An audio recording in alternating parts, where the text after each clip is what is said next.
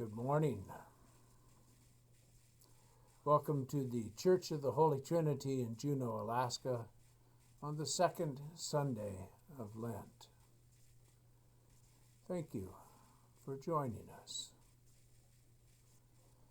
Lent is a season in which we're invited to pray and meditate, to fast and to give alms, to study Scripture and to prepare for the Passion and the resurrection of the Lord. Today, Mark's Gospel turned somber. Jesus began to teach his disciples that the Son of Man must undergo great suffering and be rejected by the elders, the chief priests and the scribes, and be killed. Jesus doesn't flinch at what's coming. He doesn't minimize, and he states the whole situation. After 3 days, the Son of Man will rise again, and he said all this quite openly. Mark continued, "And Peter took him aside and began to rebuke him. But turning and looking at his disciples, he rebuked Peter and said, 'Get behind me, Satan, for you are setting your mind not on divine things, but on human things.'" It is important to face what is coming squarely, to get a clear view of it, and not to build little protective walls of lies, not to raise comforting denial. Don't waver. It takes clear eyes and courage. Jesus called the crowd with his disciples and said to them, "If any want to become my followers, let them deny themselves and take up their cross and follow me." Now, at another time, the crowd answered, "This is a hard teaching. Who can do it? Who would do it? And why would they?" And then many departed from him. But not here. Here, Mark just plows ahead. For those who want to save their life will lose it, and those who lose their life for my sake and for the sake of the gospel will save it. The paradox of a spiritual principle has come into view. For what will it profit them to gain the whole world and forfeit their life? Indeed, what can they give in return for their life? Indeed, there is nothing that can be given, we may say. Nothing we could give in return for our life. Jesus said, "Those who are ashamed of me and of my words in this adulterous and sinful generation, of them the Son of Man will also be ashamed when he comes in the glory of his Father with the holy angels."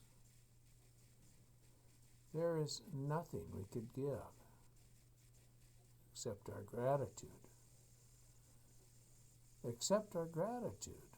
Abandon our shame and give our gratitude.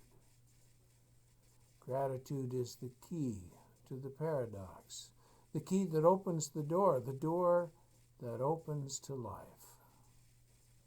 The psalmist sang, "To the Lord alone all who sleep in the earth bow down in worship.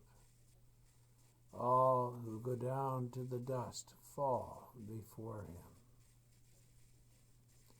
For those who want to save their life will lose it. The only thing we can give is our life. We can give up the struggle to control, to dominate, and master life, and then we are given life, a life of grace and gratitude. And the psalmist sang, "My soul shall live for him. My descendants shall serve him. They shall be known as the Lord's forever. They shall come and make known to a people yet unborn the saving deeds that he has done." To the Lord alone, all who sleep in the earth bow down in worship. In joy, in gratitude, let us live. Let us lay down the struggle and receive the gift of life in gratitude. After 3 days, the Son of Man will rise again. He said all this quite openly. Yesterday was a little wild. There was an earthquake in Anchorage. Here it was snowing and raining at the same time. The streets were oozing gelid sludge into the drains, and the city forecast extreme avalanche hazard. The city issued an advisory to evacuate homes. We were talking about all this, and a friend said, "We live on unstable ground." We live on unstable ground. Things shake and slide and ooze and fall down. At another hard time, the crowd said, "This is a hard teaching. Who can do it? Who would do it? And why would they?" And then many departed from him. But not here. Here, Mark just plows ahead. Those who are healed by gratitude for the word will see the Son of Man when he comes in the glory of his Father with the holy angels. And he said all this quite openly. Easter is coming.